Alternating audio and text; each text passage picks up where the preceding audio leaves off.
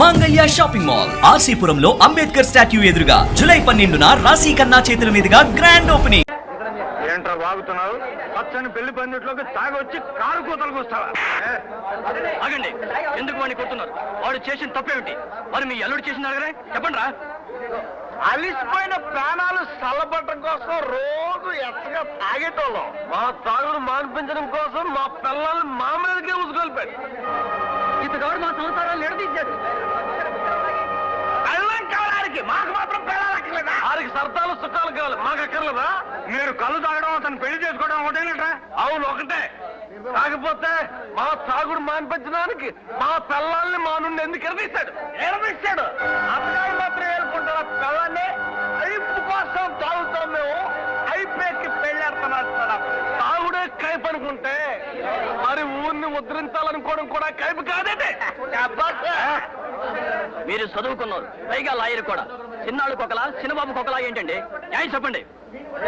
చెప్పేదేమీ లేదు. మీరంతా కూడబలుక్కుని ఇక్కడ గొడవ చేయడానికి వచ్చినట్టున్నారు. పోలీసులను పిలిపించి మిమ్మల్ని బయటికి గెంటిస్తా. మావయ్య గారు మీరు ఆగండి.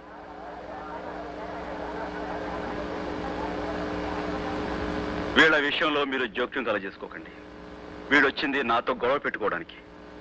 రాములు కిష్టప్ప చెప్పండి, నాతో చెప్పండి. కొట్టకూడదు మరి. దమ్ముంటే మాటగా ఇచ్చావు. మా చేత తాగుడు మాన్పించాలి కదా మీరు. మరి మీరు పెళ్లి మానేయండి, మేము కళ్ళు మానేస్తాం. మాకు కావాల్సింది మానేయండి, మీకు కావాల్సింది మీరు తీసుకోండి. సై అంటే సై, సై అంటే సయ్యే. మీరు ఈ పెళ్లి మానేస్తానని మాట ఇస్తే నా షాప్ మూయించేస్తాను. నా షాప్ ఏమిటి, ఈ చుట్టుపక్కల వాళ్ళ మా వాళ్ళ షాపులని మూయించేస్తాను. ఛాలెంజ్. ఊరికి ఉపకారం చేయడం నిజంగా మీ ఉద్దేశమే అయితే ఈ పెళ్లి మానేసుకో, అప్పుడు మేము నమ్ముతాం.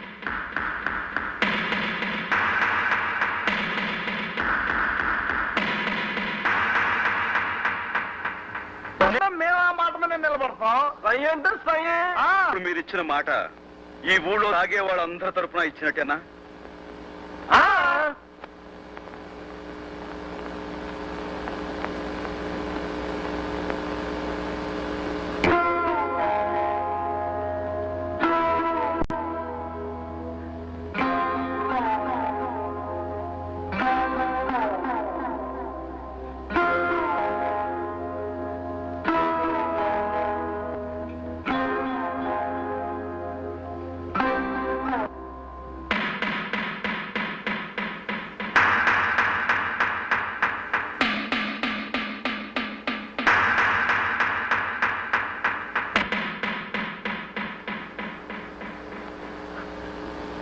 చూడండి, ఇద్దరు పెళ్లి కన్నా ఇద్దరి కళ్యాణమే ముఖ్యం. నీ నిర్ణయమే నా నిర్ణయం.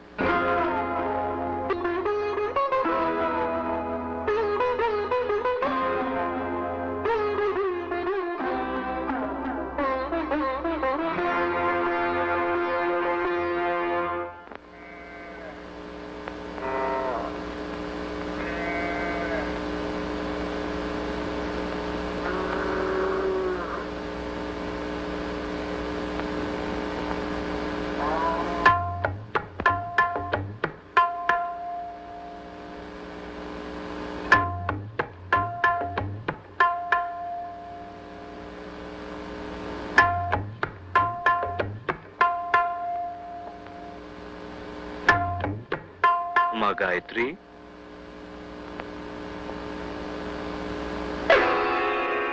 పమిట చాటున భర్తను దాచుకున్నావా?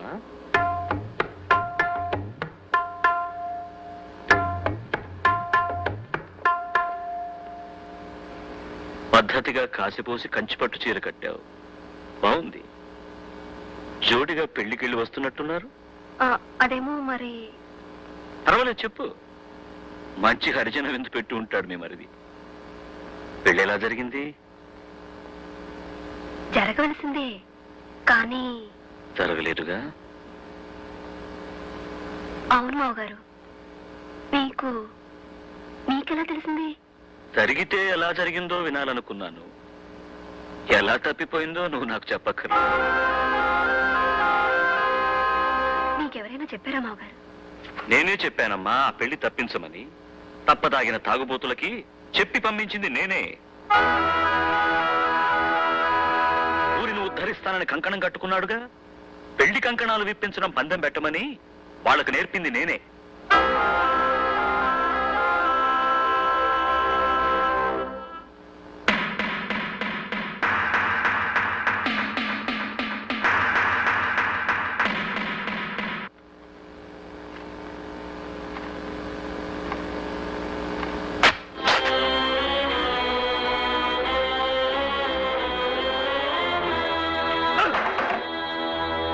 ఏమైందిరా నీకు?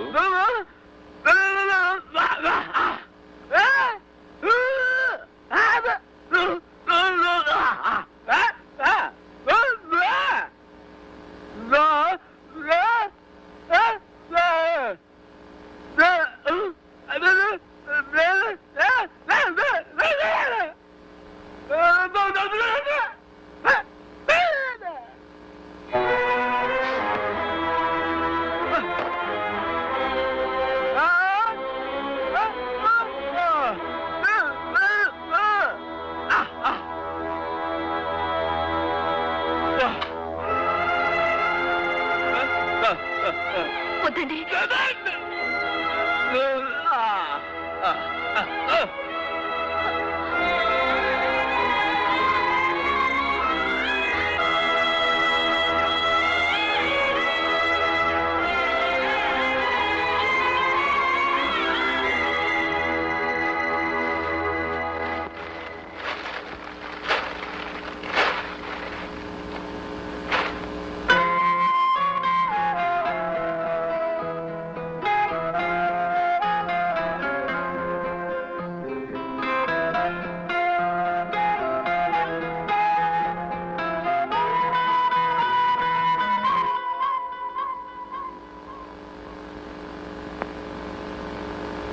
నా మీద కోపమా?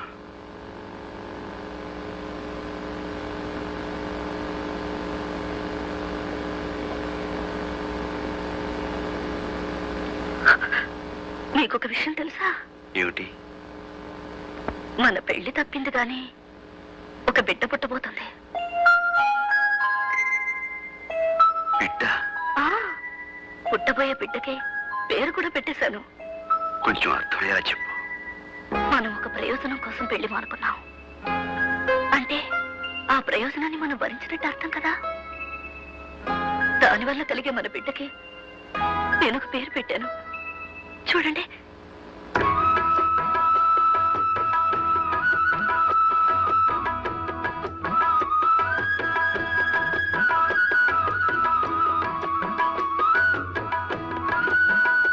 ఇప్పుడు చూడు.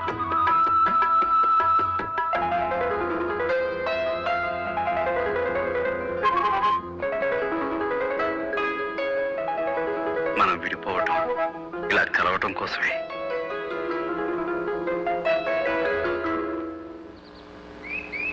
అయ్యా, మీ కాళ్ళకి దండలు బాబు, దండలు. ఏమిటిదంతా? బాబు, 100 మిల్లీల కోసం పెళ్ళాల మీద పుస్తులు తాకట్టు పెట్టుకున్న వాళ్ళని చూశాను, పెళ్ళాలని అమ్ముకున్న వాళ్ళని చూశాను. కానీ ఎవరెవరినో తాగుడు మాన్పించడం కోసం పెళ్లి మానుకున్న మహానుభావుడిని మిమ్మల్నే చూశాను. ఈ రోజు నుంచి నా సారా వ్యాపారం మానేస్తాను బాబు, వ్యవసాయం చేసుకుంటాను. నన్ను కూడా మీతో పాటు మీ యుద్ధంలో చేర్చుకోండి. ఇది యుద్ధం కాదయ్యా, యజ్ఞం.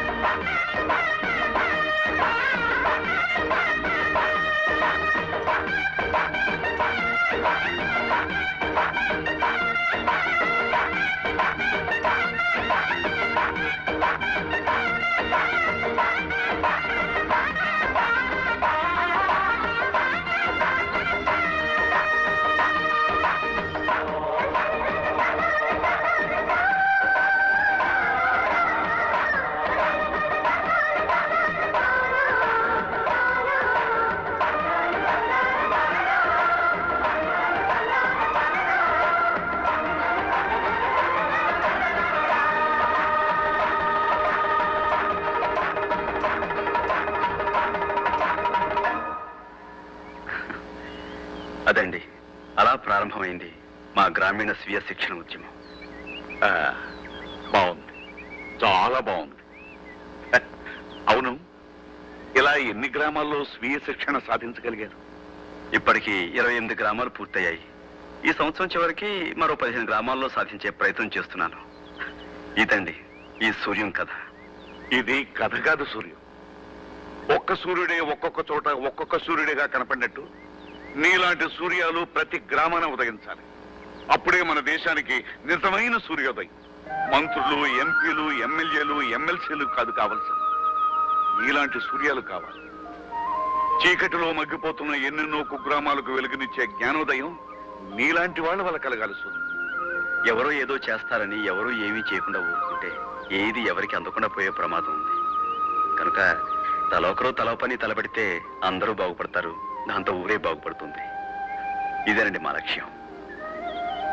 కరెక్ట్. మేము వస్తాం, మళ్ళీ కలుద్దాం.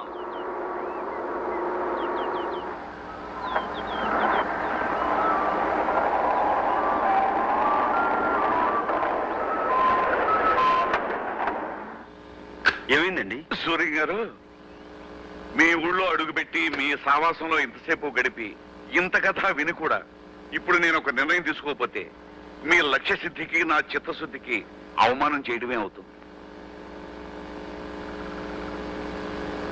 ఈ రోజు నుంచి నేను ఈ అలవాటు వదిలేస్తున్నా.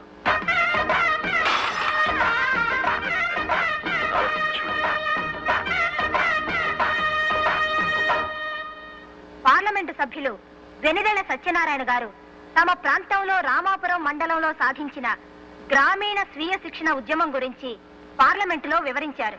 ప్రతి విషయానికి ప్రభుత్వం మీద ఆధారపడే ప్రవృత్తికి వ్యతిరేకంగా స్వయం సమృద్ధిని సాధించే కార్యక్రమాన్ని ఒక యువకుడు ఒంటరిగా సాధించడం అపూర్వమని అన్నారు.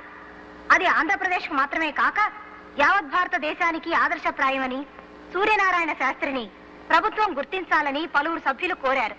దేశవ్యాప్తంగా ఆ కార్యక్రమాన్ని చేపడితే అనేక గ్రామీణ సమస్యలు పరిష్కారం కాగలవని సభాపతి చేసిన సూచన ఆమోదిస్తూ ప్రధానమంత్రి కూడా ఆ యువకుడి నిస్వార్థ సేవకు తమ హర్షాన్ని వ్యక్తం చేశారు.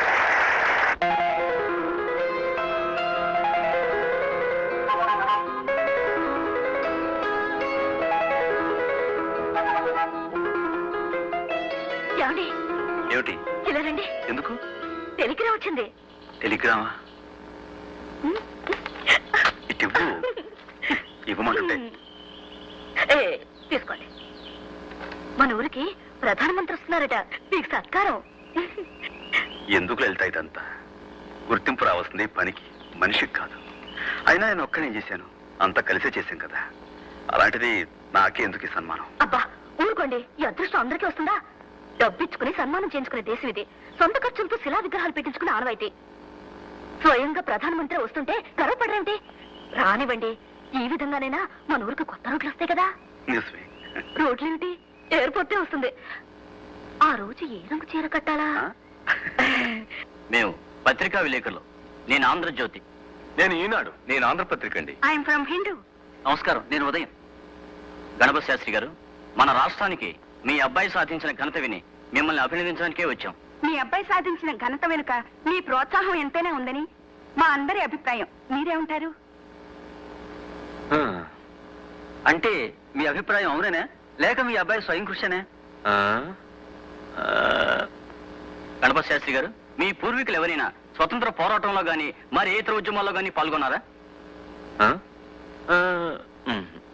అయితే సూర్యం గారిది వాళ్ళ అమ్మ పోలికై ఉంటుంది, అంతే కదండి? శాస్త్రి గారు, ప్రధానమంత్రిని మన ఊరికి రప్పించినంత గొప్ప బిడ్డను కన్నందుకు మీకు గర్వంగా ఉంది, అవునా?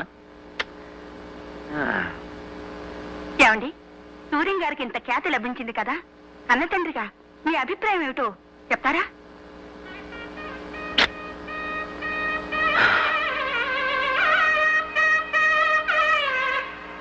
భావాన్ని, సూర్యాన్ని ఒక్క ముక్క మెచ్చుకోనంటుంది నా మనసు. చూసావా నా అహంభావం?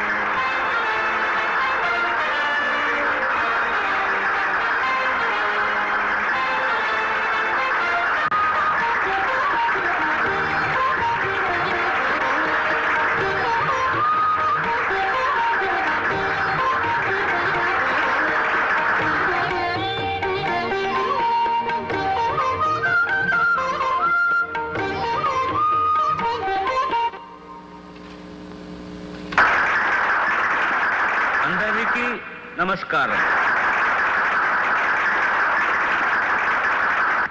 I never foresaw that a remote village like this would occupy an important place in my itinerary while touring the state of Andhra Pradesh. Andhra Pradesh రాష్ట్ర పర్యటన సందర్భంగా నా కార్యక్రమంలో ఈ మారుమూల కుగ్రామం ఒక ప్రముఖ స్థానాన్ని వహిస్తుందని నేను ఎన్నడూ ఎదురు చూడలేదు. Mr. Suryam, with his relentless Shri Suryam and simple వారి అవిరామ సేవల ద్వారా ఆడంబరం లేని జనాంకిత జీవనం ద్వారా ఇది సాధ్యం చేశారు.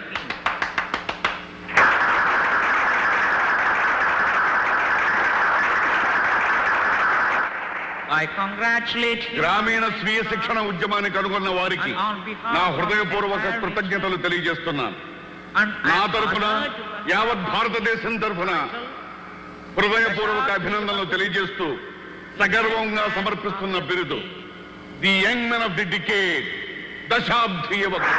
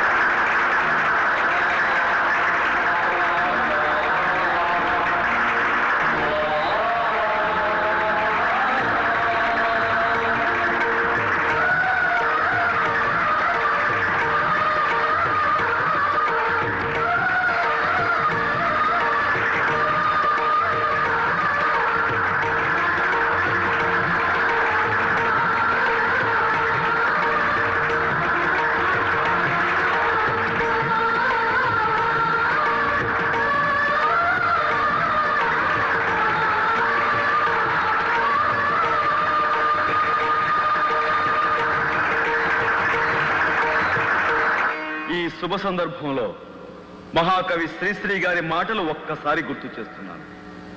స్వాతంత్ర్యం, సమభావం, సౌభ్రాత్రం, సౌహార్దం పునాదులై ఇళ్ళు లేచి జనావళికి శుభం పూచి శాంతి శాంతి కాంతి శాంతి జగమంతా జయిస్తుంది, ఈ స్వప్నం ఫలిస్తుంది.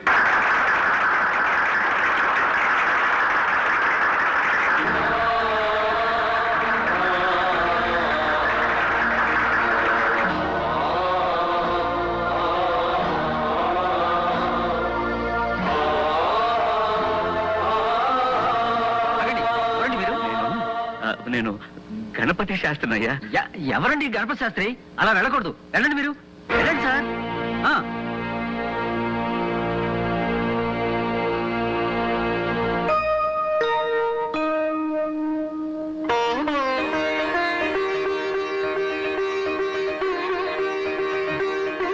దీర్ఘాయుష్మాన్ భవ. సూర్యం, సూర్యం.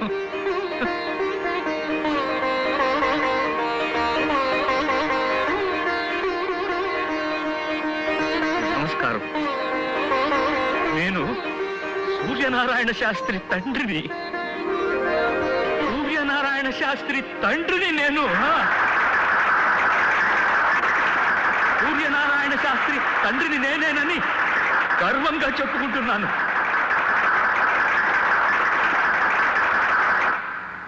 ఓడిపోయి గెలిచానో, గెలిచి ఓడిపోయానో తెలియని పరిస్థితి నాది.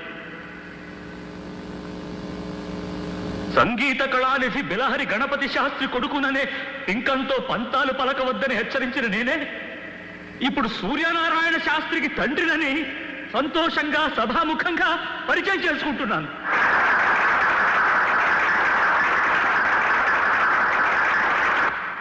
మల్లె పువ్వు వల్ల తీగను మల్లె తీగ అంటారు. మామిడి పండు వల్ల చెట్టును మామిడి చెట్టు అంటారు. సూర్యం వల్ల నేను సూర్యానికే తండ్రినయ్యాను. సంగీతమే సర్వస్వమని, సంగీతమే పరబ్రహ్మస్వరూపమని నమ్మిన నాకు సంఘహితమే సంగీతమని తెలియజేశాడు నా బిడ్డ. నా పాట కొన్ని వేల మంది వింటే సూర్యం నడిచిన బాట కొన్ని లక్షల మందికి ఆదర్శమైంది. ఈ దశాబ్దిలో ఎందరో గాయకుల్లో ఒక్కడిని నేను. కానీ మా సూర్యం ఈ దశాబ్దానికే నాయకుడయ్యాడు. కాబట్టి సంగీతానికి పరమావధి ఇప్పుడు నాకు అర్థమైంది. నేను సైతం మీ ప్రపంచ సంగీతంలో ఒక సంగతినవుతాను. నేను సైతం మీ బృందగానంలో గొంతు కలుపుతాను. పెద్దలంతా మన్నించాలి. నేను ధర్మాన్ని నిర్వర్తించాలి. ఇప్పుడు లలిత, రామ్మ, వేదిక మీదకు రా.